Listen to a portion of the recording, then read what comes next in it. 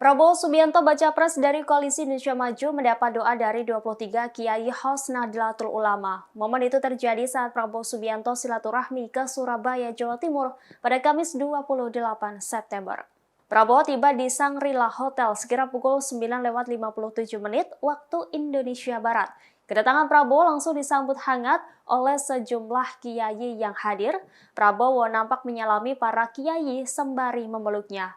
Adapun para kiai host yang hadir diantaranya pengasuh Pondok Pesantren Lirboyo Kediri, Kiai Anwar Mansur, dan pengasuh Pondok Pesantren Al-Falah Ploso Kediri, Kiai Nurul Huda Jazuli. Dalam momen itu, Prabowo duduk berdampingan dengan Ketua Umum Majelis Ulama Indonesia sekaligus pengasuh Pondok Pesantren Al-Amin Rejomulyo Kediri, Kiai Anwar Iskandar. Dalam kesempatan itu, para kiai merestui Prabowo yang mengutarakan niatnya untuk meneruskan kerja Presiden Jokowi. Di hadapan para kiai, Prabowo disebut akan meneruskan pekerjaan yang sudah Jokowi lakukan. Ia mengaku bakal menyempurnakan dan melanjutkan pembangunan era Jokowi.